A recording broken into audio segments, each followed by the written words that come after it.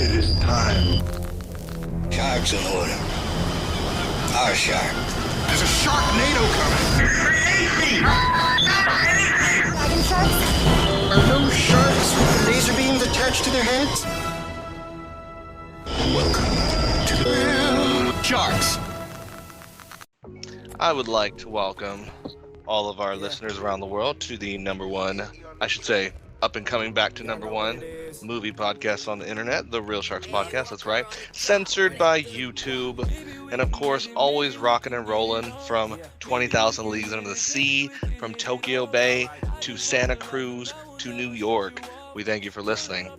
I'm joined by my two co-hosts, the Squid and Steve. And we're going to get a great show. We got some good topics going on. We're going to be discussing the Tomorrow War, Space Jam, and all that other movie news. So thanks for sticking around with us. Let's just hang out and try to get away with some stuff. So, all right. How's it going, guys? Not too bad. Pretty good, huh? Still reeling from yesterday. You really want to keep talking about that? Yeah, So those of you who don't know about it it, never happened.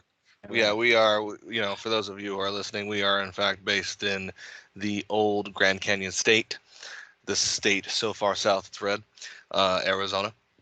And so we're salty right now. It never And happened. What do you mean? I'm not going to say anything about the game, nor will I say anything about Milwaukee. Congratulations to Milwaukee. I will say congratulations, though, on the trashy Eurotrash goggles. Congratulations. That look. No one else will say it, but I will say it. I cannot believe you threw on some goggles to celebrate. I mean, it's like, what are you scared of? You just won like a huge game. What are you scared to get some stings in your eyes? Yeah, that's what it seemed like. It's like, I mean, he just had some big, huge goggles like he was in Mad Max or some shit, and I'm like, oh god. Yeah. They look bigger than like ski goggles. Didn't want the little afraid to get a little bit of that champagne in the eye. Try to get some of that champagne in the eyes in the champagne room. Anyway, so I am reeling and dealing. But before we get started with today's program, I just want to say a little something about a YouTube update that we've had going on and the ongoing issue with that. So for many of you who watch us on YouTube or haven't noticed, the Real Sharks Podcast has been removed from YouTube. Why? I don't know, because YouTube will not give us a direct answer through valid inquiries and many messages and appeals. They still will not give me an answer, or the Real Sharks Podcast an answer to why we were removed from YouTube, even though we've never done anything that any other YouTube program has not done, or any other movie podcast has done on YouTube. So it kind of confounds me with that. And I want to say I think it's a damn shame that YouTube exists as a platform to steal content from creators, like they've ever had a idea of their own, instead of just stealing ideas, which they did from us, and channel them up to the higher channels. Because I'll just say it, we were sick and tired of YouTube channeling our videos up to the higher channels just so they could steal our ideas. And yes, we did notice that. At first, we thought it was flattery, we thought it was cute, but then we started noticing, wow, you guys really do channel our videos to other channels. So when we would come out with something, they would come out with something 2 days later that was the exact same topic. Yeah, or you just flat out wouldn't see our videos due to the already messed up algorithm of YouTube. It just wasn't a platform that we saw ourselves going any further with. As a matter of fact, it was degressing the product. And I'm glad you bring that up, Steve, because I'm going to go even further on that, and I am going to dare on air YouTube to send me a cease and desist letter with the things I will say about the company until they give us a valid answer to what they did to our channel. Because like I said, I'm sick and tired of having our channel was, the algorithm would kick our videos up to higher channels so they could steal our ideas. But it would just be like when you would watch our content, it would just go to somebody else's higher channel. Even if we had our videos connected to our videos, YouTube would still take those down and put somebody else's channels.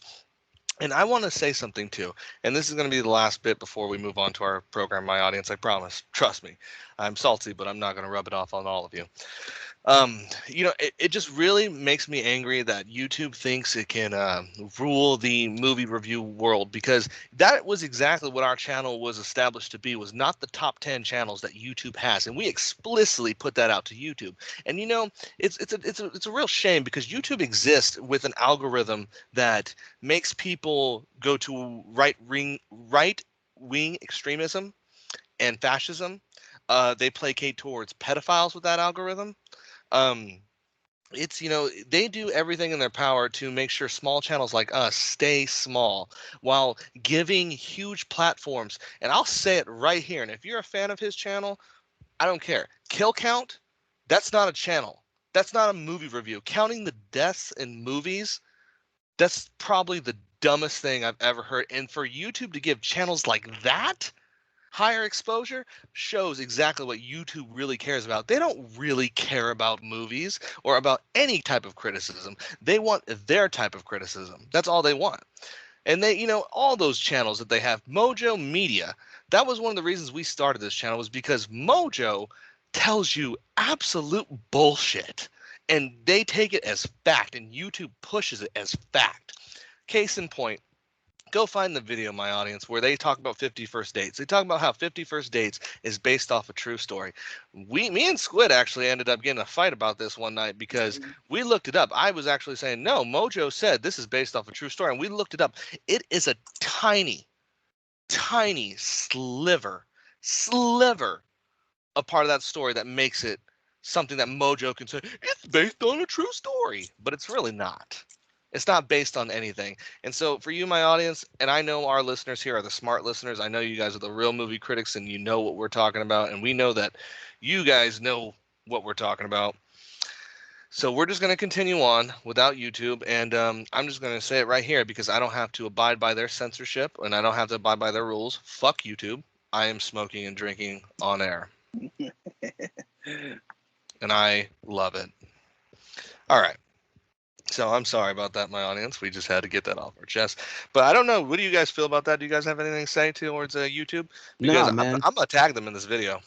I hope you do. No. I mean, YouTube is because- the thing is, the sad part about it is we're not the only ones that are going through this. There are plenty of people that get their channels just shut down without any notice, for absolutely no reason. And it's just about what you can bring to the content, like Rob was saying, to their platform, and that's what you're going to see. And for somebody like us that's been on the platform for years now, and we've been rising in numbers, doesn't really mean anything. And like I said before, YouTube's not a viable platform for us.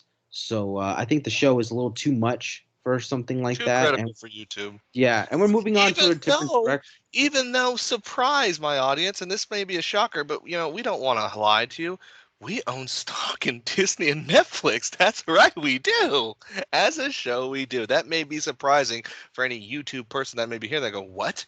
Yeah, thanks for kicking off that channel. Right. Nice. And, Anyway. And when this first happened, I thought it was a huge mistake.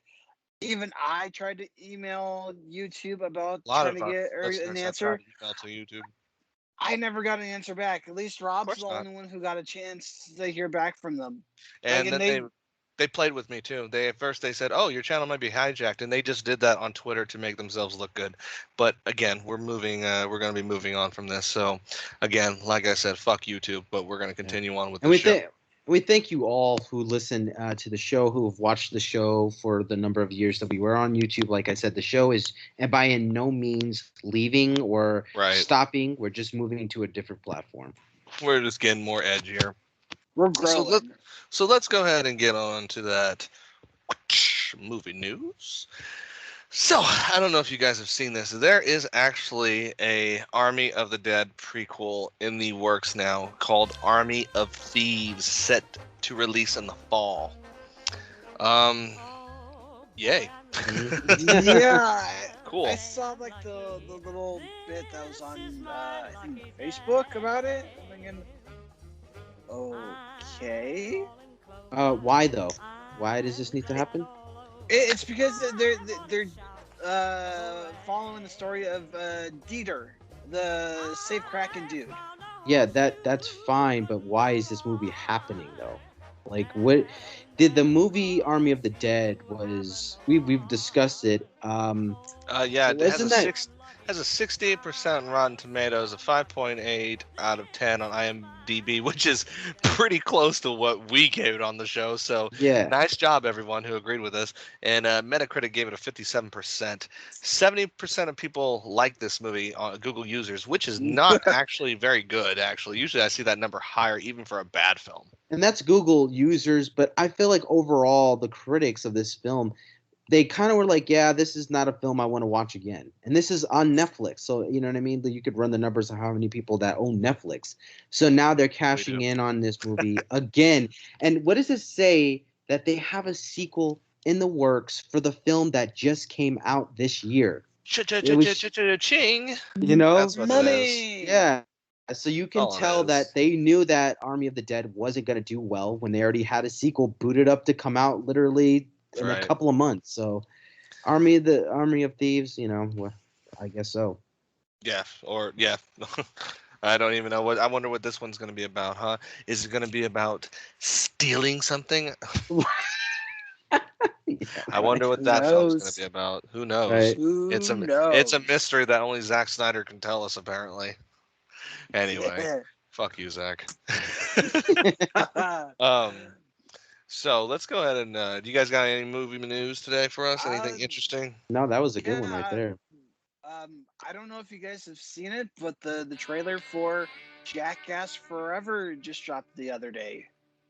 Did you guys see it yet? Really? Really? Yeah. Interesting. I am actually gonna go see this film mainly because of all the controversy. I'm already slurring my audience. Bam Margera. Yeah, all the controversy with Bam Margera. He's not in it for sure. Well, we didn't get around to talking about this on the show, but I talk about this with Squid off air. There's an interesting sub story that's going on with that. So, apparently, Bam Margera, he got kicked off for reasons of drug abuse, correct? Yes. Right. But then he came out on an interview not too long ago talking about how it's not about his drug addiction or his drug abuse because they've all been on drugs for years on the film. So why is it any different? He said the reason that he was kicked off Jackass this time around was because they only wanted to pay him about $100,000 to do stunts and cut him out of the whole contract dispute regardless because of drug use. Because he said that they knew they were going to get him for that because apparently, Squid, help me out here on that name of that film that they did, Johnny Knoxville. Action Point.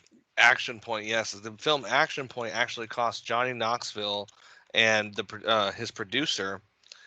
Give me just a sec. Producer Johnny Knoxville and Bill Gerber, Gerber.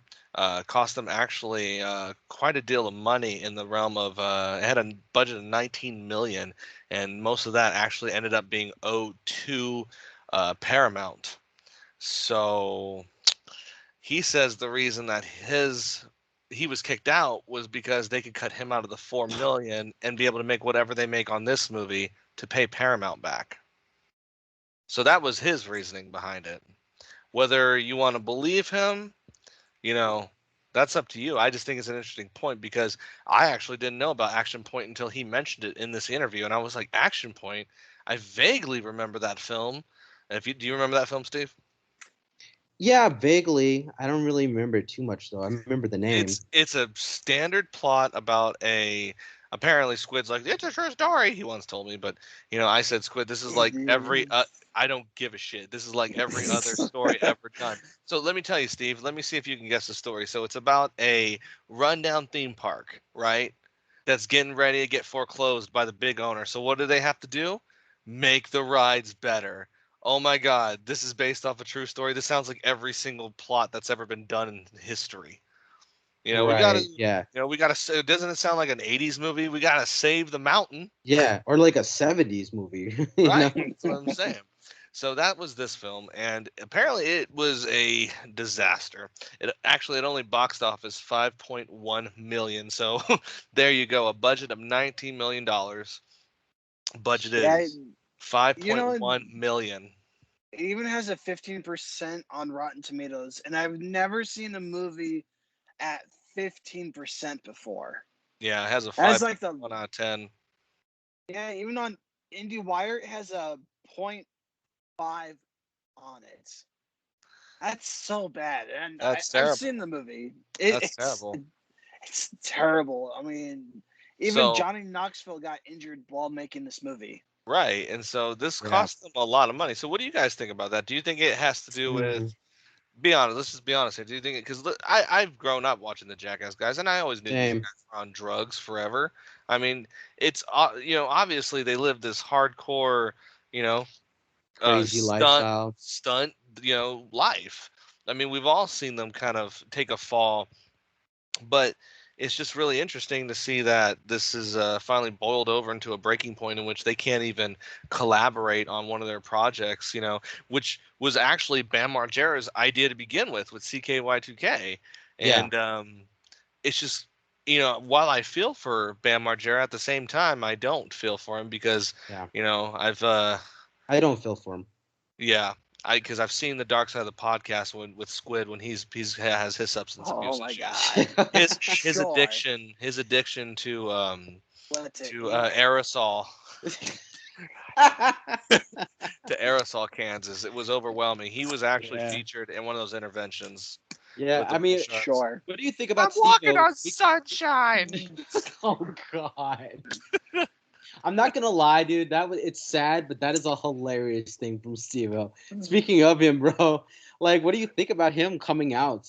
Kind of like defending Knoxville and the director, basically going like, hey man, because he says they saved him. They saved his him. addiction.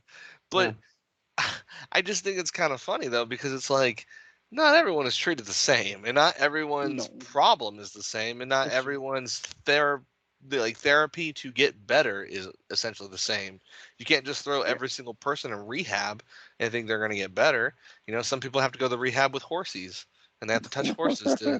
I'm being serious. Some people have to. Some people have to have some kind of comfort or something to do this kind of stuff. I mean, I don't feel for him though, because from my understanding, Bam Margera has always been a kind of an asshole, and I'm not he is one. No, he is. But like, you gotta feel like this, dude. Like, after Ryan Dunn died, and he died like crazy too in that car accident. Like, I don't think Ben has kind of been like the same dude. Like, because after that, dude, like he's been like crazy ever since, dude. He went hard on the drugs. He's been really depressed.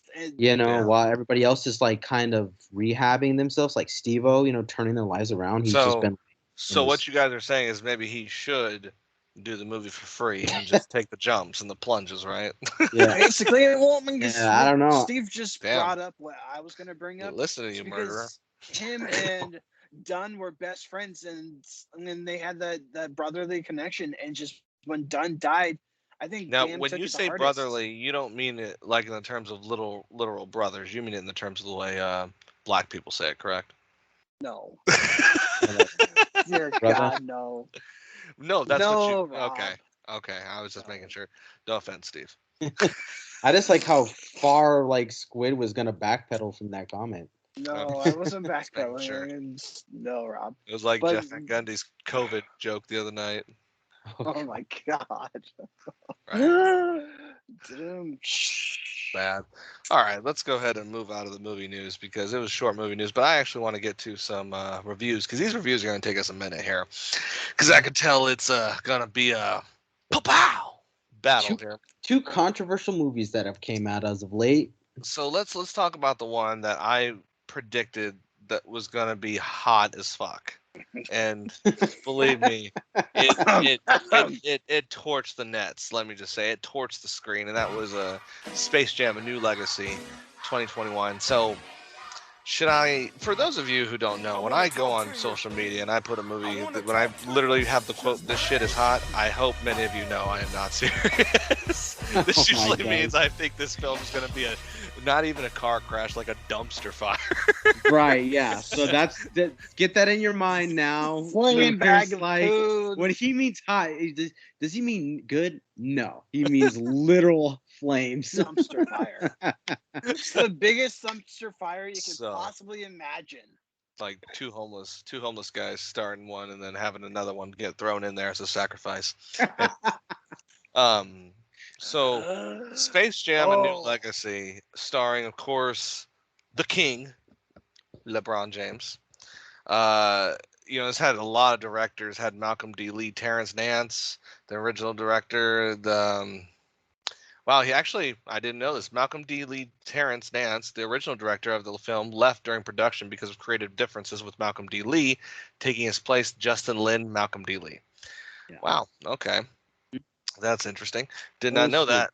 process. To be honest with you, it actually kind of shows now that I just found that out there. That actually shows a little bit. So Space Jam: A New Legacy. Let's go ahead and kick this one off here. So, welcome to the slam. If you wanna jam. Sorry, I There's had none to of say. that there. Not There's in none this of that one. there. No. That's not there. So how does this film start off? So if you haven't seen Space Jam, the new movie, essentially it starts off with this idea that LeBron has never had time for video games, and basically his whole never had a childhood. He's like Yeah. the Michael Jackson, but of basketball. He has his coach kind of like yelling at him, "Don't play no games. Don't play no games," and he You're the throws the best video games ever." You're away. gonna be distracted by video games. You're not gonna be the greatest. You Like have it's his just like family, who is his family. Um, you have his son, who's the other main character, and his son basically loves video games. LeBron hates video games, wants him to go to basketball camp, wants him to do all these other things that he doesn't want to do. Long story short, LeBron James goes to a WB board meeting where they're trying to pitch him an idea for this algorithm, which is Don Cheadle, which is basically going to incorporate the universe and make movies out of like LeBron James' image and everything. And he doesn't like that idea because he hates computers. So, of course, Don Cheadle, being algorithm, decides to get his vengeance by corrupting LeBron's son and challenging him to a basketball game, which LeBron's son actually designed, which was a game that LeBron kind of doesn't care about.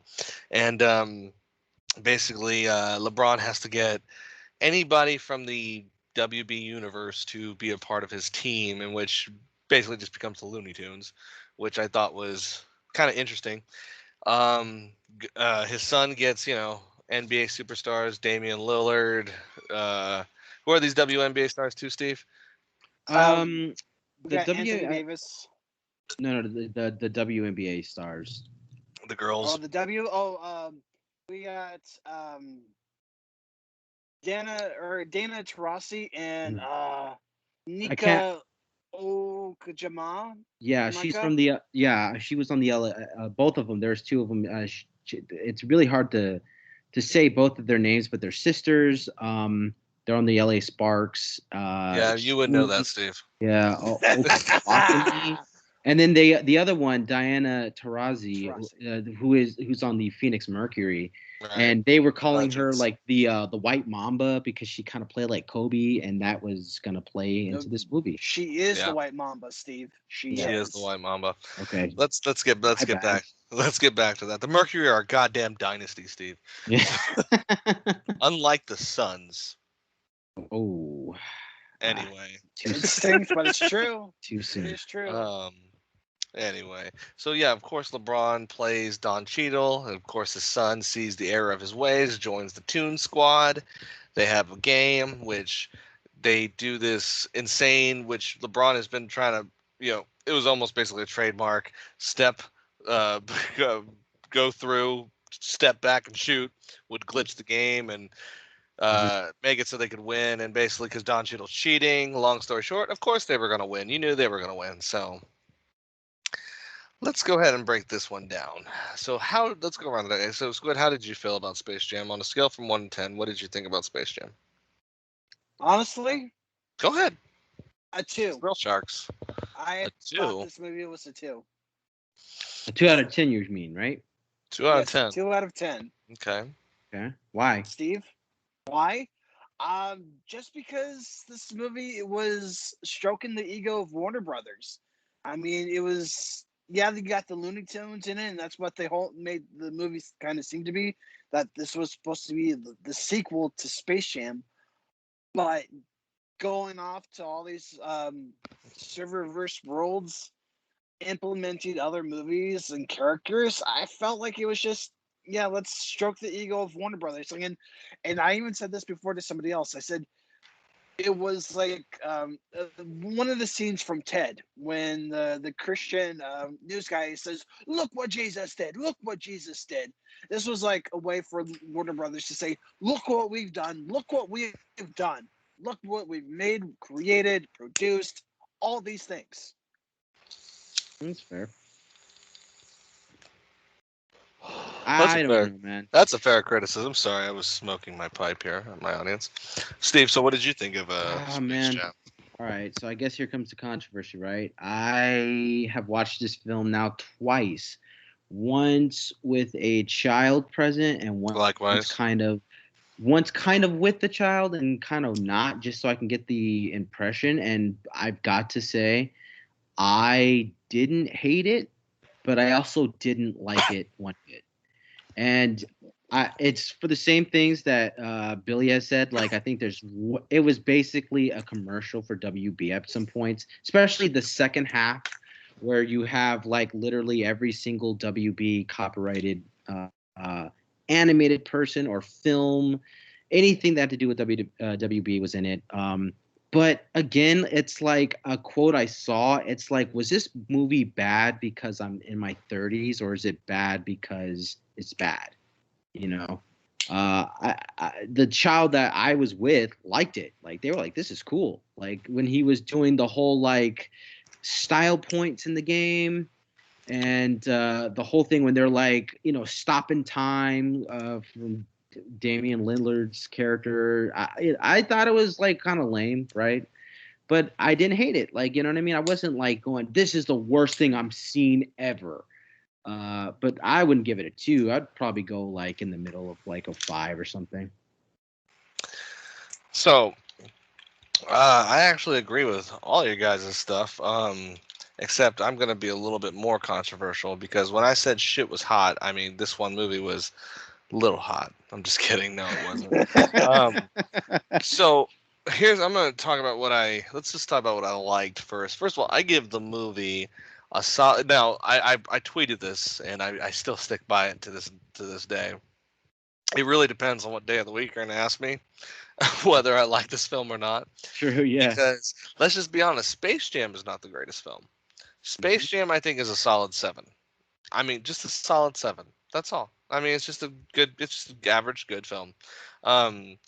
This film, I would either give, like Squid's initial rating before he changed his mind on me here was a 5.0, or I would give it a 6.0. Today, I'm feeling it to still be a 6.0. Probably if you ask me again, like I said, tomorrow, depending on my mood, it'd probably be a 5. I liked the fact they acknowledged the other Space Jam.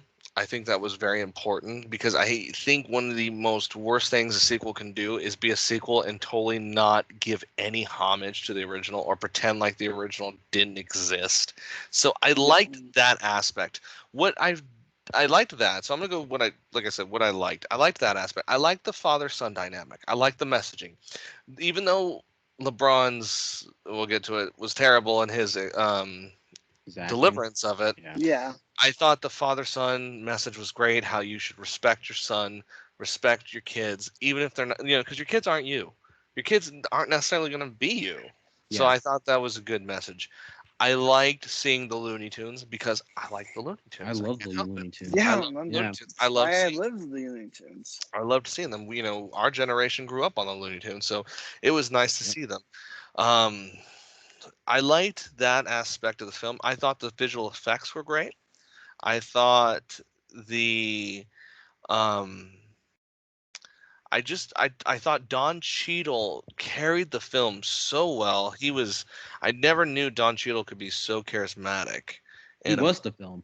He was the film. I Yeah. mean, he was basically almost like a Willy Wonka-esque type character, and he was just guiding the film the whole time. I mean, I really was impressed with him. Now we're gonna go to what I didn't like about the film. Okay, I like King James as a basketball player, but man, you have to emote with your eyes. It's in your eyes, bro. You can't just do that stone face look. Yeah. Tell him, Rob. And think that it's gonna be okay because you just came off as an asshole. Like the whole time I was watching the movie, I was like just kind of double taking, going, does he think this is gonna make him look good? Like, did he really think like this was going to be a positive like expression? Because the difference on how the two movies start, first of all, is the first Space Jam starts with Michael Jordan as a kid talking about how he's working hard to become great. He wants to be great. While the beginning of this movie is how LeBron had to be great because he had to turn down being a kid. So Right. Yeah. it came off as such a like, wow, so you're almost just like an asshole. Like, I and- go ahead. I honestly I thought he was too serious in this movie. He Like was he Michael was too stoned. Jordan, He was too stoned. Michael, he might have smoked a little grass before doing his scenes. But with Michael Jordan, he seemed to have fun, especially during the basketball game. He looked like he was But having with fun up there. Michael Jordan has a natural charisma about him, Charisma. Yeah, and Yeah. I you don't agree. go when he's acting or trying to like act, because he's not a great actor either.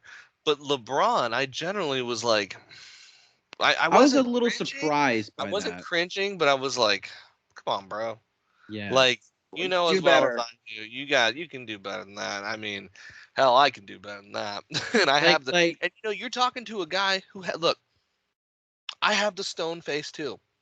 I can do that too, but see, I know you have to emote with your eyes, man. You have to give the expression. It's like all if I'm there's trying. a child, like for instance, Rob, you're saying you have the stone face, but if there's a scene like LeBron had where he got his son back at the end and he hugged him and he looked in his eyes, there was no emotion It's the there. same He was No. face. just The same face. same face the Yeah, it whole I was. way. was like, you're not gonna at least try to like, act like you care a little bit. Like he was just like, Right. I'm so glad that you're okay. You're And it's okay. like you Yeah. said it just like I said it now. Like you were just reading the lines. It You had was no right. expressions. And I'm like, people are like, well, he's not an actor. I'm like, I know he's not an actor, but he's a I human being. You know what I right. mean? You can hold a Right. little bit. You can drop the whole "I'm already made it" look in stone face, I don't give a shit expression Right. for another time for now. You know what I mean? Yeah. That's what I'm gonna say about his acting there on that one. Another thing I didn't like was the jokes. I thought the Yeah. jokes were very shallow. Now, I want to say too, I did watch it with a kid, and my daughter loved it. Still, she liked it more than the original. I try to show her the original. She didn't like the original. She likes the new one, and I get it because it's more appealing on the eyes for children. There's a lot more dynamics going. But anyway, I did not like the jokes of the film. I thought the jokes were very cliche, very shallow.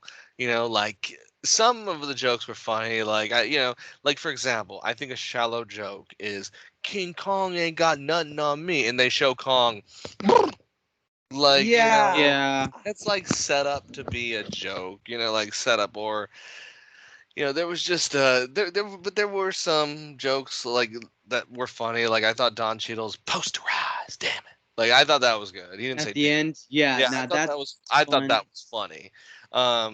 But things like, "Oh my God, I'm short as Kevin Hart," well, that wasn't funny. That Might was dry humor. might I mention that wasn't even dry humor. That was an inside joke That humor because yeah. everyone knows who knows anything about the NBA and Kevin Hart and the relationship knows that's a direct, funny inside joke that we already all know and that we already all, thought. all of pop culture knows Kevin Hart is Yes, small and he's made exactly. jokes about it. It's Short. like Yeah. you About the don't need it now. NBA, right? About Yeah, you NBA need players it. being tall. Um, But I did not like that. Also, might I add, LeBron, your animated guy, your animated version of yourself was way more charismatic than you were.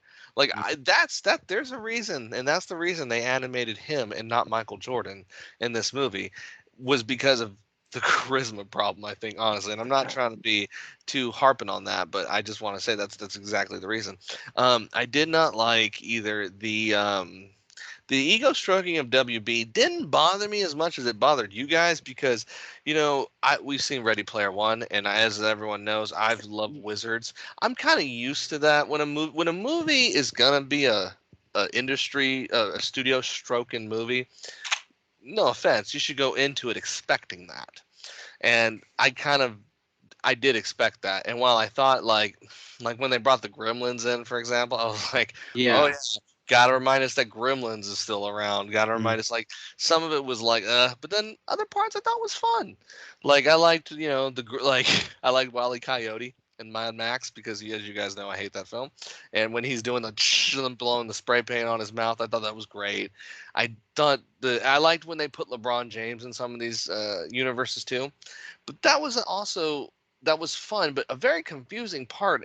Yeah, so explain that, Rob. What does that mean? Like, See, so it's not a world. that's what me and Steve were talking about too, because in the original Space Jam, you had this pseudo world that was Looney Tunes, almost like a Toontown from Roger From Rabbit, Roger Rabbit. Mhm. Yeah. where it's He gets underground. pulled in. Yeah, he gets pulled Yeah, into the world. and then So in this one, the Looney Tunes have been uploaded into a server world, and there's Harry Potter world, Serververse. and it was That's what they called just it. that was ridiculous. I thought that was completely like where you had one film, that was where you split the film off right there, and where it literally kind of failed from there for me on the yeah, making that's sense part of it.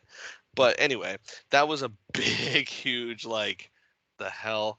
I didn't like that. I didn't like the fact that Looney Tunes were. I liked them being in different parts. I just didn't like that they had this idea of like, why is it that the Looney Tunes are always being like somehow forgotten or almost like tarnished or deleted? It's like we all know who they are. They're always going to be a staple of pop culture. I just but didn't care. even Don They Cheadle's are. character says when he sees them, remember he goes, "Oh, look at the old busted down Looney Tunes. They need a makeover." They You need know? to make a Yeah. which Yeah. I didn't mind seeing them in 3D, but here's where I did cringe is that some of the that rap part, I cringed at that. That was the jokes I cringed at. Yeah. I just, I like think I the said, problem it is was it had some very mechanical issues from the get go. But the yeah, mechanical issues, like, there are mechanical issues with the original Space Jam, mhm, but they don't get in the way of the film being good.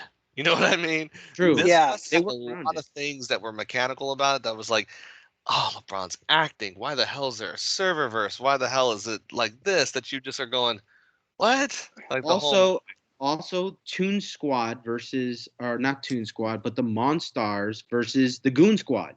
The Monstars were monsters that had inherited basketball players. right. In this one, the Goon Squad were Are just basketball basketball players players that are been transformed into monsters. that have some like problems with Little LeBron, you animals. know? Yeah, yeah. So they're just like, everybody, oh, I'm like a bird man. I'm a snake because I I'm didn't white. It like was a the style. harpy. I didn't like the style points. I didn't care for that stuff. I really didn't. It didn't bother me, but it didn't like impress me But either.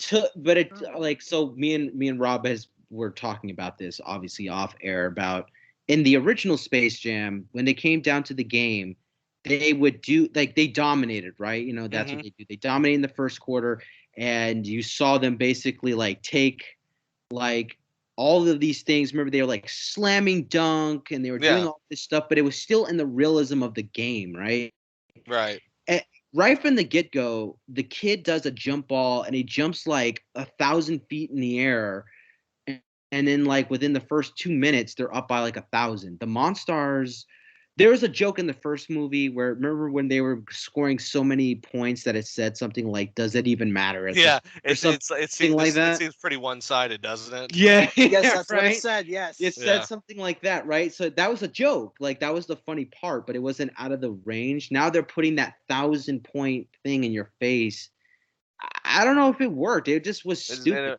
it didn't feel like there was an actual. I think I It know what you're didn't feel saying. like it was a There game. didn't feel like there was an actual threat to LeBron.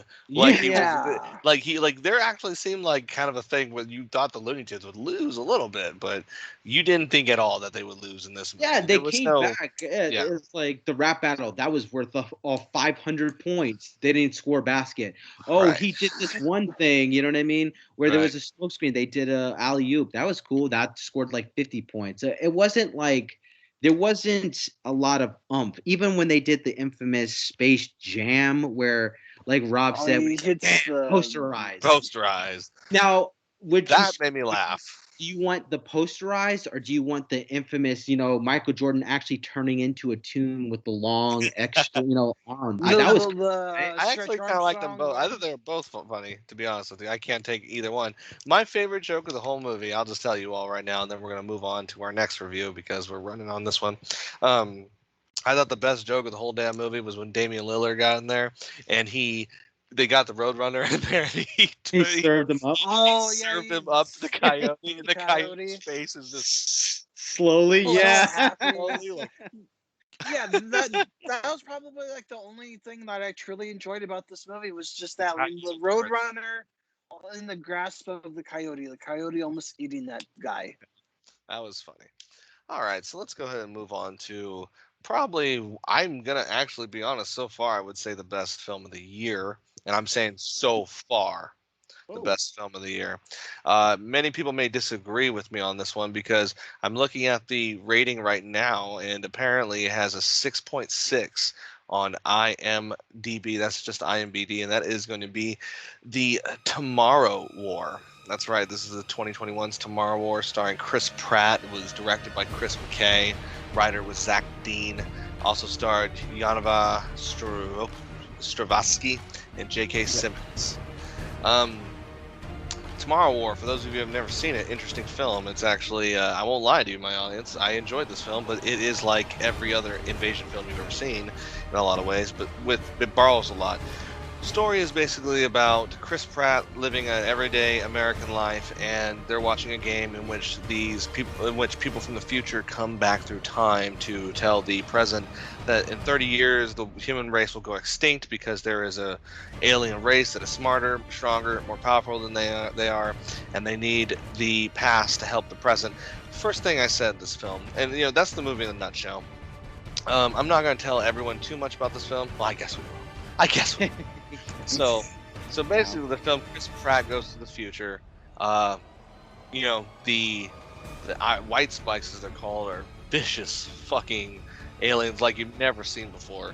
Well, you have in some aspects, but these are some brutal aliens. And of course, he meets his daughter in the future, which he had to leave in the present. And his daughter ended up being such a big impact on the war that she needed him to come back so she could send him back to mass produce a serum to make sure the war never happens, because at this point the war is lost, humans are done. That is the film in a nutshell. Then Chris Pratt in the present, of course, through some detective work, finds the current alien ship, takes them out. We have a huge action caper. It's a great film. That's all I'll tell you about it, my audience, because I want you to see it. The Tomorrow War, though, I thought was very good. While I'm not going to sit here and defend it by any means, if you came at me and said, this film is exactly like Terminator, or this film is like Alien Covenant, or this film is like, Invasion, or this film is like, any of those movies that have come out recently like that, I can't disagree with you. However, the execution was great for this film. Yeah. There are parts you can pick at with the story of this film just to basically give it, I would honestly give it an 8, which you can actually probably pull it down a little more for. But overall, I thought the film executed things that other movies have tried to do better. And I thought it was a really goddamn good film. Yeah, it was decent. I feel like I didn't give this film all the credit the first time. I thought, like, when I first watched it, I was like, Amazon, but not that great. Here we go. It's a Chris long Pratt, film. he's It's 2 leaning. Yeah, hours. 2 hours, And man. 2 2 hours, and 20 minutes. That didn't So this stall. is like a That's this is my ad a that I will not take off points for, because the film did not stall at all. well, I mean, there were points where they were trying to get the exposition across. Yes. And time jumps, but that's, like I said, the little things you can that you have to do, though. Yes. For something like this, because again, we're time skipping, so there's a lot of, like, you have to explain it while moving forward. And they were trying to build the world too. They, you know what I mean? They had to build the present world, and then they had to build the future world. I felt like, as far as acting goes too, it was all right. J.K. Simmons was cool. Like, his character was good. Chris Pratt was okay. You know where he reminded me of, dude? Like, I felt like they could have had like a Keanu Reeves in this role. This would have been great, because Keanu Reeves, he's like, he portrays the, like, what is going on type of role the best. Right. And that Chris Pratt had to do that, because he was just like totally, like, remember when he, like, they were giving him guns, and Yeah, and he couldn't he couldn't do the gun right. Like he Yeah. didn't know what to load it. So it was interesting, right? It was cool because he's supposed to be a common person. Uh, the themes we've seen before, but that doesn't necessarily make it a bad thing because it's something we've seen in the past. If it does Correct. it well, Because doesn't that make it good? I mean, I want to ask my audience, and this is going to be kind of the question for the Twitterverse here, and I want you guys to give us an answer. What is your favorite kind of recent aliens that have come out? I mean, we have the Skyline aliens, we have the Darkest Hour aliens, aliens that steal our electricity and give it back to us. You know, we've had the Battle for LA, the squiddy type water aliens. I mean, tell us, what is your favorite aliens right now? Like, what aliens do you think? Do you like the kaiju monster aliens that are out there that came out with the monster films, or, you know, or Or War of the Worlds, the or tripods? the aliens that came Tripod. from Battleship. Because Yeah, So or those the were yeah, aliens too. Battleship. Yeah, or the Yeah. Cloverfield alien. You like that one? tell us. We want to know. But yeah, I think you're 100% right, Steve. And that's what I think people are missing the most of all about this film. First of all, I want to say too, my son watched it with me, and I've never seen my son cry about a movie yet. He Yeah, cried. he cried. He actually cried during, in the spoilers for everyone, the part where his daughter bites it. He Oh, actually was like, not lying. He goes, it's kind of sad, Dad. Oh, really? dang. Yeah, he Wow. actually he felt that compassion of the whole, especially when she told him, you know, because you're my father and I want to be able to trust you. I mean, for like, you know, father and son to watch that film, that really kind of impacted him a lot of ways, I think. And that was also another part of the film I liked too. That was the dynamic of the father daughter. I have a daughter too, and that really was something I thought was powerful. And you know, I think every one of us out there that are parents probably think that about our kid in some way. Like our kid is going to be the savior of the fucking world, and you know, you could totally see yourself having that kind of event going to time, and then being like, oh my god, my son is the last hope of mankind. Yeah. So I thought that was a really good part. So the question I And got to pose to bro, both of you, what's that? especially Rob, is a lot of people are comparing this to Terminator meets Aliens. Do you think that's a Yeah. good comparison? Do you think that's a spot on? Comparing, okay, so just because the ending is like Alien Covenant doesn't mean, Yeah. or I hate to tell you this, really, Scott, they actually did it better than Better. you did. Yeah. Because they just got Yes. straight to the fucking point. They were like, these white spikes aren't here on this ship, they were cargo. That's all you had to Right. do. Yeah. That's all you had to do. You didn't have to make it about some stupid set of pseudo alien fucking religion to stroke your own ego off about how awesome you are, really, Scott. You just had to Fucking your thank fucking you. Jesus, because that's what they were in the comics too. You fucking idiot. Just make a movie. Just make a And movie. um, to the Terminator aspect, yeah, I guess you could say that because there's time travel. But then I could say this movie's like Looper. This movie's like this. I actually will tell you, I thought this movie was more like Arrival. Was more like Arrival Oh. because, and I was telling Steve about this off the air. You know, I don't like the movie Arrival because I've said it before. I don't like the movie jumping into that aspect of the child dying, and then it's like, please like me already. Like the film is already Right. trying to twist your emotion, trying to grab that aspect when it didn't even give you the respect of the story to get to know the characters, to get to even, It you didn't know, even give you a chance. It was like, this is what we're no, going with. this is, You're gonna yeah. accept it. I mean, you might as well just take a baby right there on the screen, and be like, stab it. It's like 'cause everyone's gonna Right. be sad. Everyone's gonna be sad. Or take a dog and kill it. Everyone's gonna be sad. You're sad now, aren't you? Yeah, I don't that's care who you are. You don't want to see a baby get killed. You Right. know, so it's just like, Exactly. oh, jeez. Now, yeah. like I said, the problem with the rival is that it did that. Now, this movie kind of did the same thing, but in my eyes, the right way. I guessed it. I guessed this whole movie, and I still enjoyed it, my audience. And that's why I know you guys will still like it, because as a movie critic, I guess the whole film. When he starts first talking to her, I was like, "That's his daughter." And they're like, "What's your name?" He's like, "Lieutenant General Foster." And he's like, "Foster." And I'm like, "Yeah, it's his daughter." Obviously, that would be a good, you know, part where this would go in the film, and it did. And it was still enjoyable. And I think it's really sad that people want to say, "Oh, we've seen this before, so we should mark it down," because I have seen fucking, I don't know, what is this? F9? I can give it an FU for how many times I've seen Point Break made over and over again. Over and over and You want to over sit there again. and try to justify to get me to spend $18 on a movie ticket to go watch fucking Vin Diesel and Dwayne Johnson race around in some cars for several hours? No. Hey, I watch Fast 9. Thank Hey, you very this one much. had John Cena. Okay, so Hey, guess what? I don't give a fuck. I don't give a fuck. You can have fucking you can do that movie with fucking Dwayne Johnson having I don't know, someone shoved up his ass, and I still wouldn't fucking care to see Right? it. Him doing the Are people's you elbow talking on about the car. Kevin Hart? Kevin Hart shoved up his ass, whatever. But speaking of which, so that's before we go though. I do want to say though, I'm gonna give, like I said, I give the Tomorrow War 8 out of 10 because I thought it was a great film. I think Chris Pratt should be very pleased with himself. I think Amazon uh, is holding the best movie of the year, even though it's not getting the ratings. I think it is the best movie of the year, hands down. Because until we see the Green Knight come out, and until Disney's Jungle Cruise come out, I don't have anything to really compare it to. Because that shit looks hot. Let me tell you. His Jungle Cruise with Jimmy Super Butler. hot.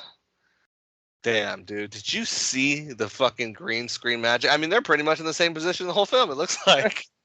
Dude, it was so comical, right? Because I'm like, what does he mean by You mean this? comical as in it looks funny, right?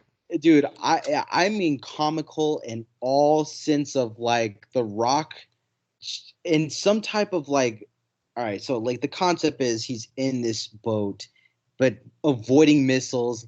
Rob talking about green screens. I'm looking at it and I'm like, oh, that's what he means. Yeah, because it looks like it's the same. Like they're It's just in the front, same and even when screen. they're turning around on the Every waterfall, they're just holding it's like the back. They're like, ah! it's the It's like same screen. They're I like, no, we don't have a budget for this film, so just make it work. that's what I said. I hate to say it, I love Jimmy Butler, but I'm like, were they like, we don't have another budget for this film. We already paid all the effects. Dwayne Johnson, we gotta have some stars. Who are we gonna get? Get Jimmy Butler and some other guy. Some other guy, yeah, right. Some other guy. For real though. I mean, that shit looks hot though. I predict right now, my audience, that Disney's Jungle Cruise will be the #1 movie at the box office for 2 days. Just 2 days. You 2 know what days. though? Hey, you never know. It's got The Rock in it, and 2 people days. like The Rock, man. Give it People 2 like The Rock. days to break that to be at a peak. And then I expect My it to God. be clearly on a streaming service, then maybe even erased like Angels in the Outfield. And Disney will never think about it anymore. Oh, never. They're like, what? What do you mean? Right. Well, are you looking for this movie? Oh, yeah, it's somewhere. Doesn't exist. It's in that vault with the bodies You of know, everything else. Oh, ooh. there you go. Rob, Set it to. Well, I'm not going to go there. I'm going to go somewhere real quick before we go. And I want to say something, my audience. And I know all of you are thinking this, but no one in their right mind's going to say it, but I will. I will say it. And I know what you're all thinking, right? And before we go, we'll leave it with this lesson here. That films have taught us a true lesson in history, and here's the lesson. What the fuck is going on with letting Jeff Bezos just take a fucking rocket ship to space? Next thing you know, these motherfuckers are going to be building a space station like Elysium so they can get the fuck away from us and they can live these immortal lives Oh my and goodness. leave everyone here to rot on Earth. This is the start. That's the start of it right there. I mean, did you see the look of his spaceship though, or the rockets? I haven't, but You and got it. I'm Please not do. saying I You I'm have to not look saying at you this wished thing. anything. I was just saying I hope you tested it enough, Challenger, because not even NASA can go up in space when they want to. Right. Yeah. And he Because dedicated I'm his telling you, space it's jump to all the people that buy his products, by the way. And Jeff didn't he Bezos. like Oh, fucking do it for his employees too? I want to Yeah. thank my employees Right. at If Amazon. because yeah. by him doing this, he clearly showed, yes, I had all this money to build this fucking rocket ship for myself to go to space instead of giving you all living wages, Raises instead and of living fucking with feeding the poor of the United States, not even the world, just the United States, instead of sheltering the poor. I decided to take all of my money and put it to the greater good by going to but by putting myself in space. for I hope what you now? For I what hope you all know. reason? Why? to go to space because he's Just to rich go. enough to go to fucking space. I hope Just Lance to Bass go. got his ticket. I hope fucking Aaron Carter or was it Justin Bieber's got his ticket still because at Yeah. this point I'd be like, this is Elysium right here. This is the start. All right. Sorry for that Elysium rant, but Matt Damon knows what we're talking about. He knows. He's probably sitting there going, I'm going to join these guys. He's typing up right now. He's got the script like money. Oh my god, can you imagine him doing that? Yeah. Goodness. All right, my audience, you have listened to the Real Sharks podcast, the movie podcast from 20,000 Leagues in the Sea with your host, Rob, and the Squid, See you guys later. keyboard, and Steve on bass. And we will catch you on the flip side. And I just want to throw another big shout out to George, aka Spike Green in Australia, Cinema Call, all our friends at Superstar Podcast and Potter Family and Podcast HQ, and a big fuck you to YouTube. And we'll catch you on the flip side.